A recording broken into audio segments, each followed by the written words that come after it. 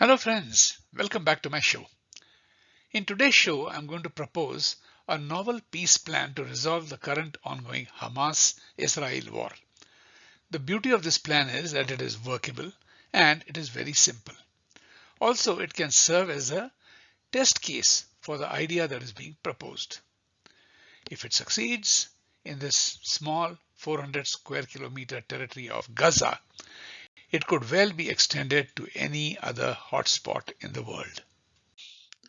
Back in the 1960s, Arthur Koestler, the Hungarian-born British novelist, essayist, and critic, who was best known for his works of literary and philosophical nonfiction, had lamented that the most advanced civilizations of Western Europe, which boasted of their rich culture, music, philosophy, and art, they went to some of the most and barbarous wars in the 20th century.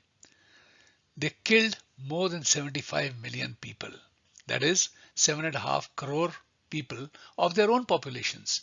The Germans gassed more than 6 million Jews, and the Americans, not to be left far behind, maimed and tortured 200,000, 2 lakh Japanese civilians with just 2 atom bombs. Post Hiroshima, Kessler saw little hope for mankind, and he suggested that just as we chlorinate our water to disinfect the water supplied to our homes, or just as we add fluoride to our toothpaste to prevent tooth decay, or iodine to table salt to prevent goiter, there should be some kind of an additive that will bring sanity to the human race. This video is actually a continuation of the ideas of Arthur Kessler. Naturally, as with any war zone, there will be a need to put some embargoes in place. But according to this plan, there will be no weapons or arms ban, nor will there be any financial sanctions, for the simple reason that they never work anyway.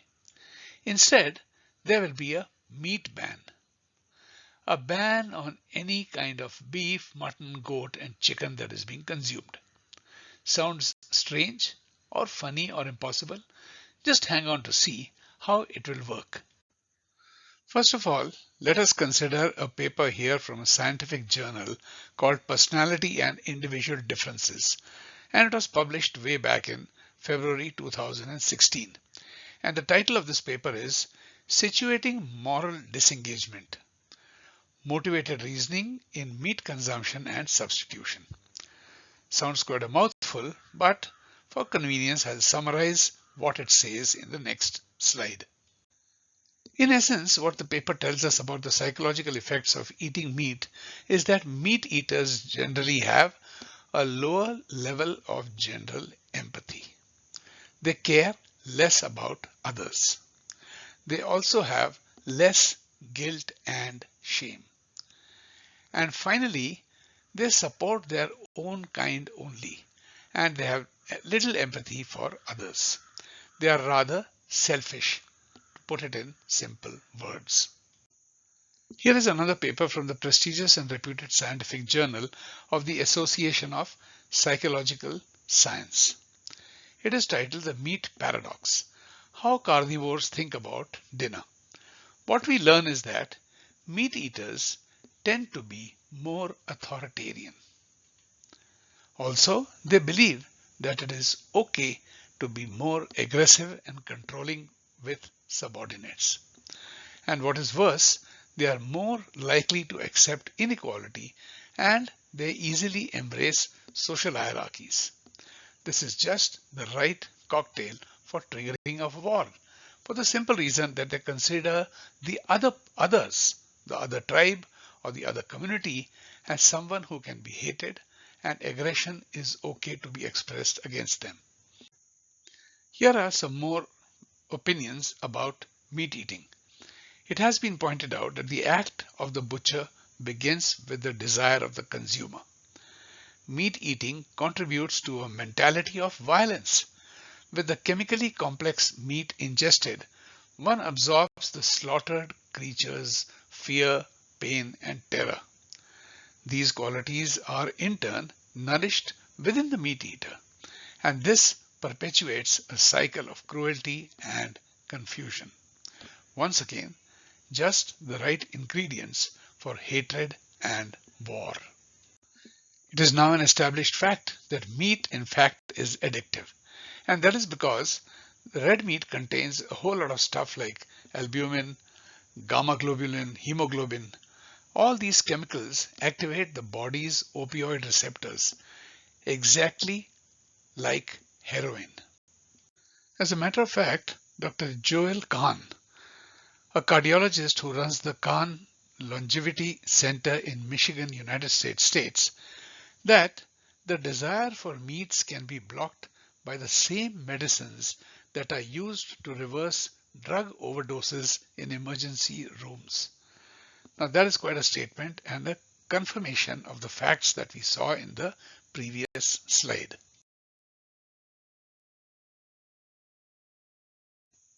Now take a look at yet another study, this time from Belgium and published by the journal Meat Science way back in 2015.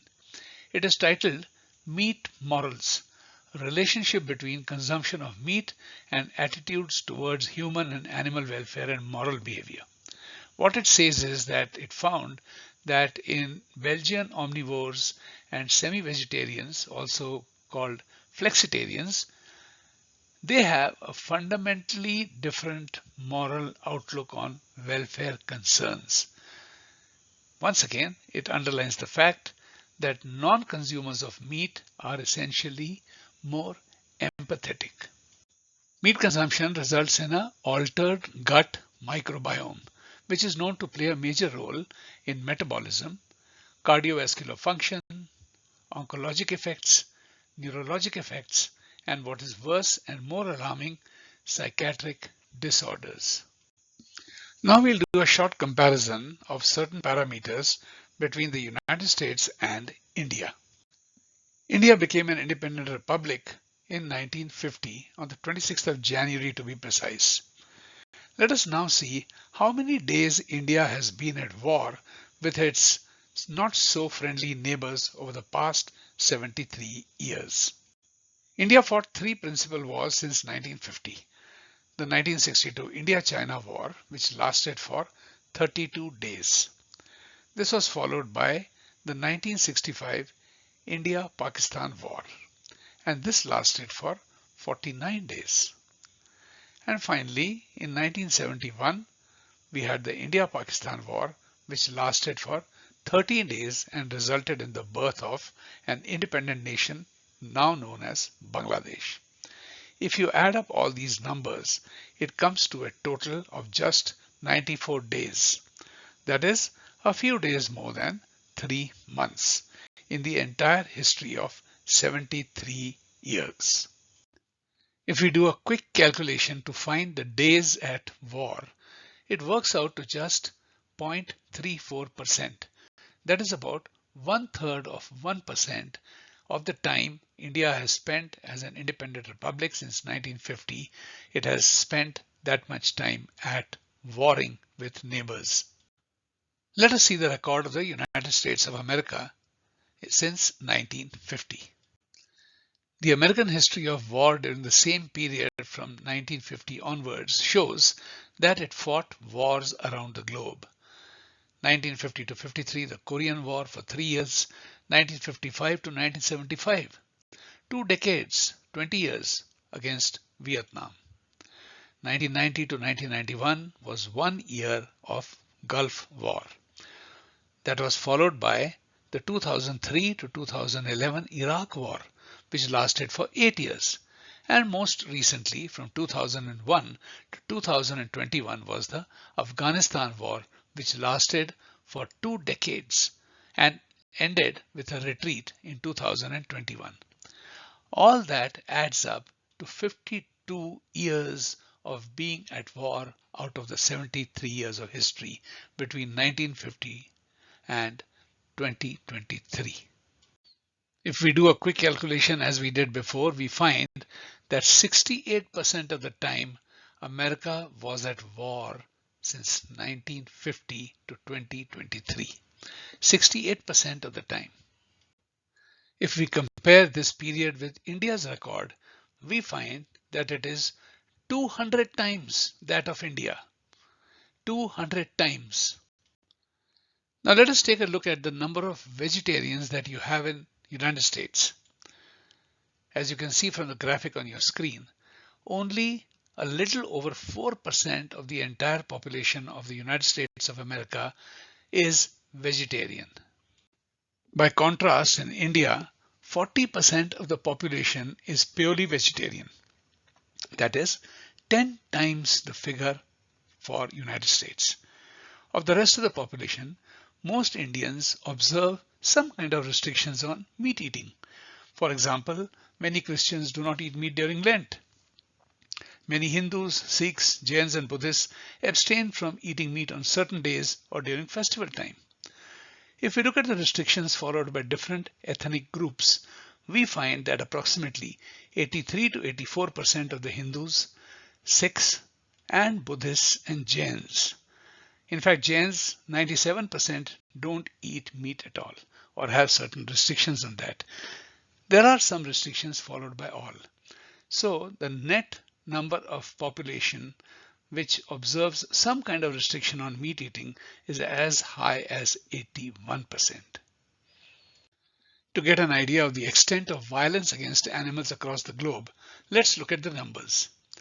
Every day for 365 days in a year, 900,000 or 9 lakh cows are slaughtered across the globe. Now, the average body length of a cow is around 2.35 to 2.5 meters. If 9 lakh cows, 900,000 cows were to be lined up, one behind the other, without any gap, that queue would be more than 2,000 kilometers long. In fact, it would be 2,115 kilometers long. That is just to give you an idea of the extent of cow slaughter that is going on in the world every day. Just for your reference, to give you an idea, the distance between Mumbai and Kolkata is less than 1,900 kilometers. Imagine a long queue of cows lined up from Mumbai to Calcutta or Kolkata, one behind the other, being slaughtered every single day of the year. Just imagine the enormity of the scale. Here are some more interesting facts. The graphic on the screen shows the total meat production of the world from 1961 to 2021. This data comes from the Food and Agriculture Organization, or the FAO, of the United Nations. What it says is that for the year 2021, the total meat production across the globe was nearly 360 million tons. Compare that with the production of India, which was just under 11 million tons. Now, India has a population of approximately 17% of the world population, and it produces and consumes less than 3% of the total meat production. So now you can understand the reason why the number of days India spent at war with its troublemaking neighbors was 200 times less than the United States of America, the most prosperous democracy in the world. The numbers that we talked about so far was only concerning cows. As we know, there are 9 lakh cows that are slaughtered every day for 365 days in a year. But what about other animals? Well, we slaughter around 1.4 million goats across the world every day. 1.7 million sheep across the world every day are killed. 3.8 million pigs are slaughtered. If you look at ducks, it is 11.8 million ducks. And when it comes to chicken, well friends, that comes to 202 million chickens a day. That number is so big that if you take the average rate of slaughtering chickens every minute across the world, it will come to 1,40,000 chicken getting slaughtered every minute of the day. Well, friends, animal rearing and animal slaughter comes at an ecological cost. There's a terrific amount of water that is consumed. There is a problem of feed sourcing and taking up earth resources of soil for growing feedstock, manure processing, climate change, soil and water contamination by animal urine and antibiotic overdose and poisoning of our valuable resources. But that would be the topic of another day. So friends, now it is time to push for an embargo on meat on warring nations. It will be the most effective ceasefire. It will help to cool off the tensions and also improve the environment with lesser methane and smaller greenhouse effect. So friends, so far all attempts at peace have failed, be it in any corner of the earth. The world could now well try a limited laboratory style experiment in this narrow 400 square kilometers patch of Gaza at very little cost. But are we ready to give up meat to prevent war? Will the United Nations make a war zone meat free just to ensure peace? I'm sure if we could survive lockdowns and forced vaccinations and compulsory masks, a meat free world would be a small price to pay as compared to midnight bombardments or rocket attacks. This is something that we could all consider. You could spread this video to your friends and others just to test out this idea.